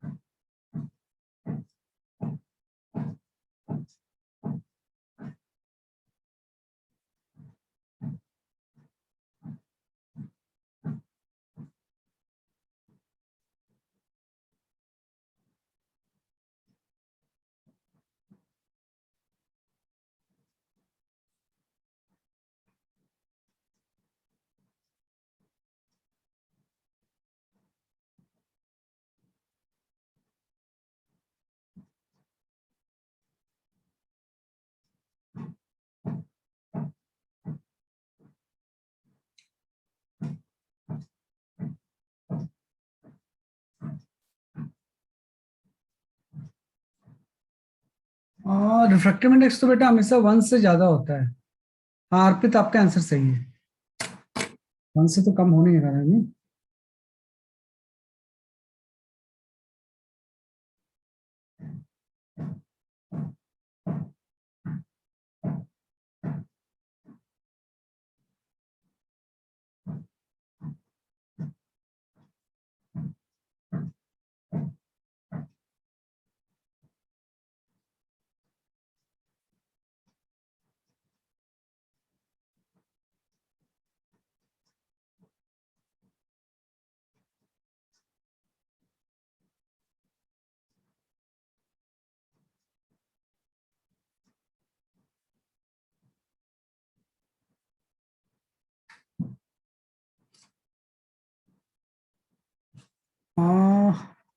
ये तो आंसर नहीं है, अरे है ना, इसमें थोड़ा सा वो कुछ गड़बड़ कर रहे हो आप लोग टेंजेंट लेने में।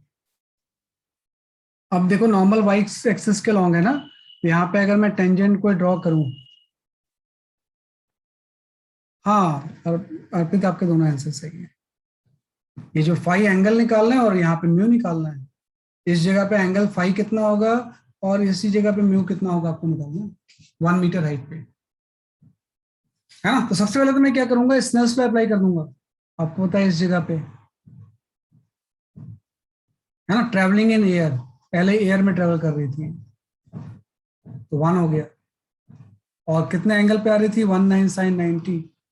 फिर सीधे हम यहाँ पे आ गए, यहाँ का रिफ्रैक्टिव इंडेक्स म्यू आपको पता नहीं है, ऑफ साइन फाइव हो गया। तो म्यू और साइन फाइव दोनों नहीं पता तो हम निकाल नहीं पाएंगे ना, तो दोनों निकालना है आपको कि म्यू एंड साइन फाइव कितना होगा। तो स्नेल्स लॉ अप्लाई कर दिया हमने। उसके बाद में वही टेंजेंट वाला कंसेप्ट ले लूंगा कि भाई इस कर्व की इक्वेशन मुझे पता है, तो अगर मैं इस पॉइंट पे टेंजेंट एक ड्रॉ करूं, ये वाला जो एंगल होगा फाइव नहीं होगा ना, ये 90 माइनस फाइव हो जाएगा। तो जो स्लोप ऑफ टेंजेंट होगा D Y by D X, ये 10 फाइव नहीं 1090 माइनस फाइव हो जाएगा, याद रखना। मतलब ये कॉट फाइव हो जाएगा,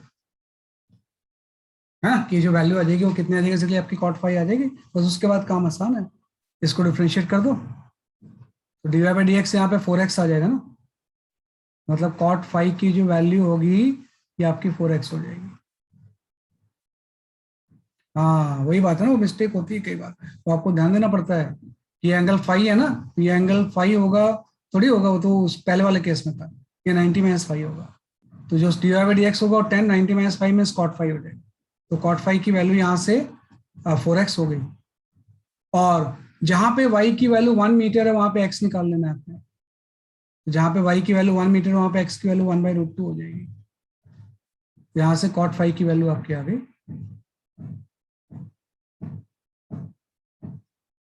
है ना, कि कॉट फाइव की वैल्यू हम लिख लेंगे बेसिकली आपका 4 इंटू 1 बाई, है ना, √2 आ गया आपका ऐसे। ये आपका कॉट फाइव आ गया, तो कॉट फाइव आ जाएगा तो साइन फाइव भी आ जाएगा, है ना, कि कॉट फाइव अगर आ गया तो हम क्या निकाल सकते हैं, बेसिकली आपका साइन फाइव भी निकाल सकते हैं। और साइन फाइव आ गया तो म्यू आ जाएगा। तो इसका आंसर जो है, म्यू की वैल्यू 3 आ रही है, और इसकी वैल्यू जो आ रही है वो साइन इनवर्स 1/3 आ रही है। चेक कर लो आपसे।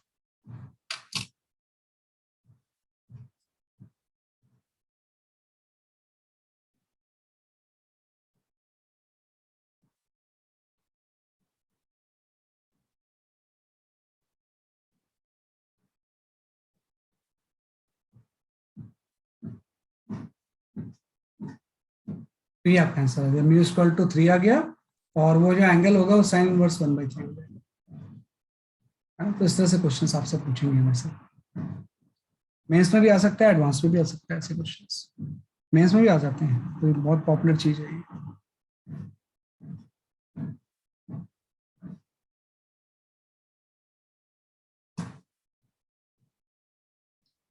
तो ये इसका आंसर है, 3 एंड साइन इनवर्स 1/3। चलो एक क्वेश्चन मैं और देता हूँ इसका, उसके बाद we wind up the class.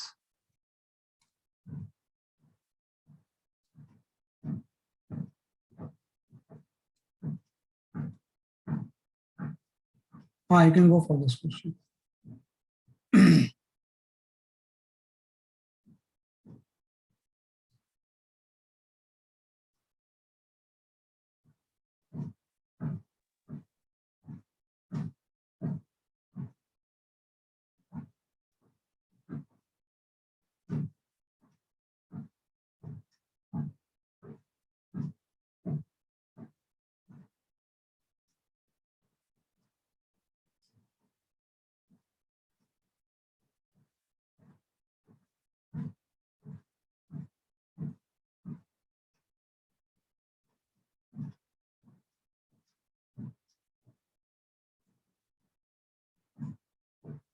क्रेजिंग incidence है, वाई एक्सिस के अलाउंग म्यू वेरी कर रहा है, थिकनेस वाई एक्सिस के अलाउंग डी है, इसकी थिकनेस जो होगी वाई एक्सिस के अलाउंग क्या हो जाएगी, डी हो जाएगी।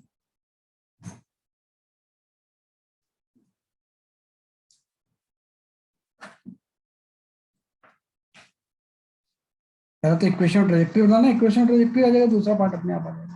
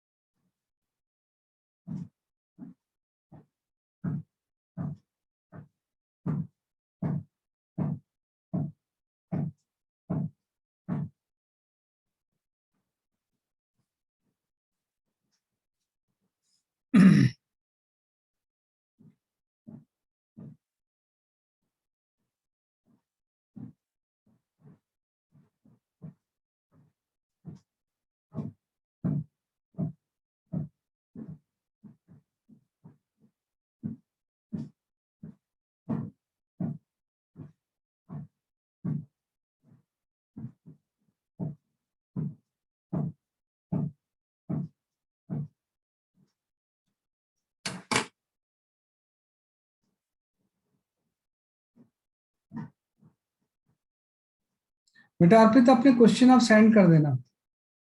अर्पित बोल रहा हूँ भव्या, अपने क्वेश्चंस को आप सेंड कर देना जो एसएसएम रीजनिंग आपको पूछने हैं, आप व्हाट्सएप मुझे कर देना, मैं बता दूंगा आपको मैं।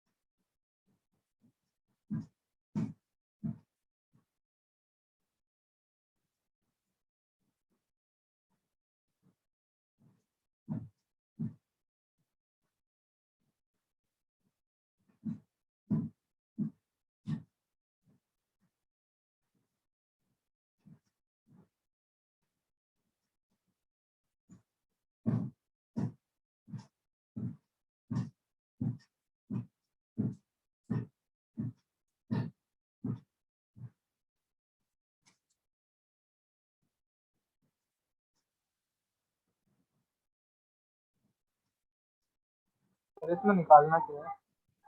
इक्वेशन और ट्रेजेक्टरी निकालना है आपने, तो इस इक्वेशन और ट्रेजेक्टरी क्या होगी, वाई और एक्स में रिलेशन क्या होगा, और जब ये रे बाहर निकलेगी तो वहां पे एक्स कोऑर्डिनेट कितना हो जाएगा, वाई कोऑर्डिनेट तो डी है ही,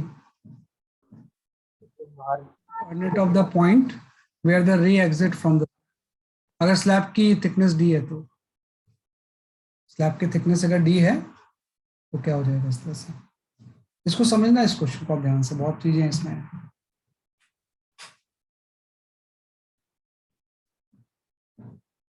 पहले तो ट्रेजेक्टरी की इक्वेशन बतानी है,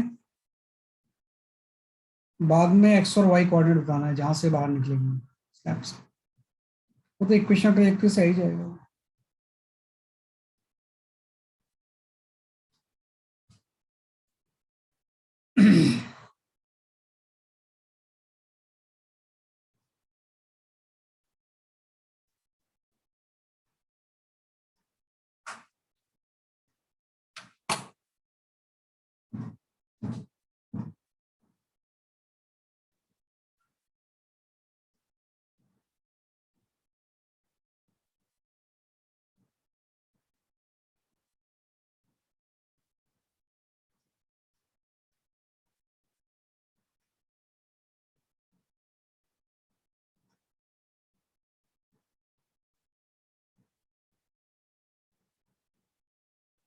पता नहीं ये सब आंसर नहीं आ रहे हैं मेरे पास, तो कुछ आंसर अलग ही आ रहा है। चलो मैं एक्सप्लेन करता हूँ इसे ना, एक्सप्लेन करता हूँ। इस क्वेश्चन को ध्यान से आप देखना सब लोग, है ना, कैसे मैं सॉल्व कर रहा हूँ इसे। प्रोसेस वही है जो अभी तक हम रिपीट कर रहे थे, मैं इसको किसी अलग पेज पे शेयर करता हूँ क्योंकि इसमें और भी कुछ चीजें मुझे बतानी है थोड़ी सी। ये आपका ऐसा है ना, आपने बोला यहाँ पे कोई ग्लास की स्लैब है ऐसी,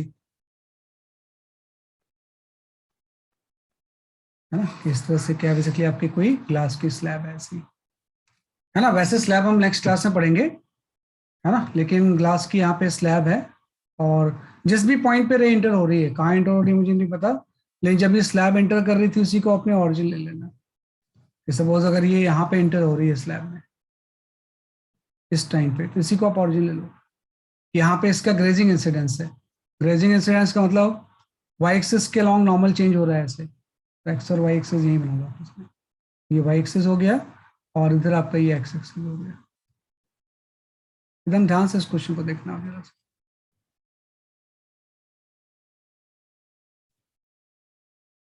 और ये ऑरिजिन हो गया जहां पे रे ग्रेजिंग इंसिडेंस करती हुई आ रही है। ग्रेजिंग का मतलब इसका जो नॉर्मल से एंगल होगा वो 90 डिग्री होगा। तो ऑब्वियस बात है कि इसने बोला है कि म्यू तो वेरिएबल है, म्यू किस फंक्शन से वेरी कर रहा है, वाई एक्सिस के लॉन्ग √1 + y से, है ना, कि √1 + y से क्या कर रहा है बेसिकली आपका वेरी कर रहा है। हाँ कार्तिक, आपका आंसर सही है, योर आंसर इज करेक्ट, बिल्कुल सही आपने आंसर दिया है ना, क्योंकि क्वेश्चन सही आगे हुए तभी आप वाई एक्सिस के लॉन्ग वेरी कर रहे हैं, इसलिए नॉर्मली मैंने वाई एक्सिस के लॉन्ग लिया हुआ।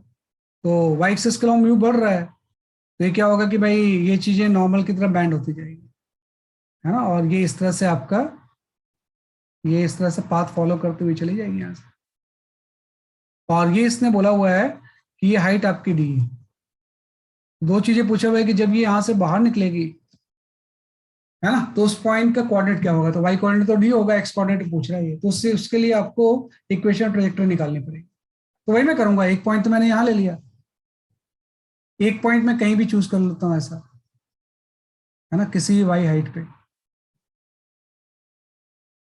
है ना, और वाई हाइट पे ये कुछ एंगल बना रहा होगा ऐसे, ये एंगल आप थीटा ले लो और स्नेल्स लॉ अप्लाई कर दो। तो जब एंटर कर रहा था तो बाहर तो एयर थी ना, यहाँ पे 1 sin 90 हो गया, इक्वल टू इस पॉइंट पे म्यू की वैल्यू, इस पॉइंट पे म्यू की वैल्यू ये हो जाएगी √1 + y इंटू साइन थीटा। तो यहां से साइन थीटा की वैल्यू आ गई, साइन थीटा की जो वैल्यू आ गई वो 1/√1 + y आ गई, है ना। जो साइन थीटा की वैल्यू आ जाएगी वो आपकी ये आ गई, है ना, कि साइन थीटा की जो वैल्यू होगी वो बेसिकली आपकी ये आ गई। और साइन थीटा आ जाएगा तो टेन थीटा भी आ जाएगा, है ना। तो भाई साइन थीटा अगर पता है तो टेन थीटा की वैल्यू आ जाएगी। टेन या कॉट थीटा निकाल लो, ज्यादा अच्छा रहेगा, तो बाद में कॉट थीटा यूज होगा, है ना। तो मेरे ख्याल से कॉट थीटा की वैल्यू आपकी आ जाएगी, बेस इसका हो जाएगा वाई, कॉट थीटा वाई के इक्वल हो जाएगा। जहां तक देखो वाई आ गया कॉट थीटा, कॉट थीटा की वैल्यू क्या आ रही है चेक करो जरा,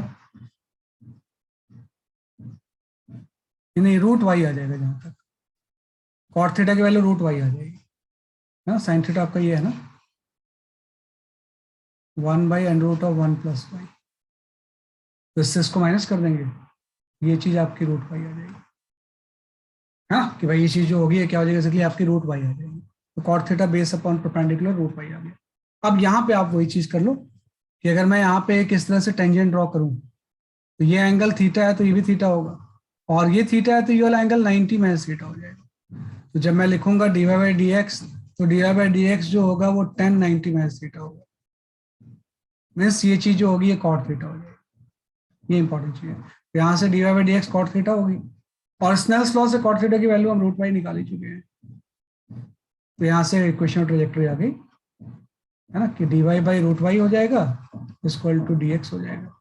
इसको इंटीग्रेट कर दो, तो जब x 0 था तो y 0 था, किसी भी x पे आपको y निकालना है ना। तो किसी भी x पे आपको क्या निकालना है, बेसिकली आपका y की वैल्यू कैलकुलेट करनी है ना। तो इससे सॉल्व करोगे तो आपका फर्स्ट पार्ट आंसर का आ जाएगा, y = x²/4, पैराबोलिक इक्वेशन ही आ जाएगी, फर्स्ट पार्ट आ गया। अब यहाँ पे मैंने थोड़ा रे डायग्राम गलत बनाया कि भाई अंदर में तो ऐसे जाएगी ये, लेकिन जैसे ही एयर में निकलेगी ये रे ऐसे नहीं होगी, है ना। जैसे ये एयर में निकलेगी ना, रे इसके इस डायरेक्शन में निकल जाएगी ऐसे। ये भी आपको समझना होगा कि ऐसा क्यों होगा, है ना, कि जो रे इस तरह से अंदर में तो सही बना हुआ है इसमें, तो अंदर में तो इसका पाथ जो होगा वो मैंने सही बनाया हुआ है ऐसे, ये ऐसे, है ना। लेकिन जैसे सरफेस पे निकलेगी ऐसे चली जाएगी, क्योंकि आप देखो अगर यहाँ पे एयर में 90 पे एंटर हो रही थी तो सीधे स्नॉल अप्लाई करेंगे तो यहाँ पे तो एंगल 90 होना चाहिए ना, तो मतलब ये सरफेस के प्लेन ऐसे चली जाएगी। अब इस पॉइंट का कोऑर्डिनेट बताना है, तो वाई कोऑर्डिनेट तो आपका डी है ही, एक्स कोऑर्डिनेट हम यहाँ से निकाल लेंगे, x² = आपका हो जाएगा 4y, तो एक्स कोऑर्डिनेट की वैल्यू √4d हो जाएगी, है ना। तो जो एक्स कोऑर्डिनेट होगा तो 2√d हो जाएगा, ये आपका, तो दो आंसर आपके आ गए, है ना। तो आप देख लो थोड़ा सा कैसे सॉल्व किया मैंने इसे, है ना। तो सब में बेसिक्स जो स्टेप्स थे वो सब केस में क्या है, बेसिकली आपके सेम है, उसी को हम कर रहे हैं बार बार, है ना। तो हम कर सकते हैं ऐसे, है ना। अरे बड़ा टाइम हो गया, तो दैट्स ऑल फॉर टुडे। कल हम पढ़ेंगे सिंपल रिफ्रैक्शन, मतलब ये तो थोड़ा सा कॉम्प्लिकेटेड केस हो गया, कल इतना कॉम्प्लिकेटेड चीजें नहीं होंगी, कल एक सिंपल चीजें पढ़ेंगे, है ना। इसको मैंने पहले बता दिया है। That's all for today, bye bye.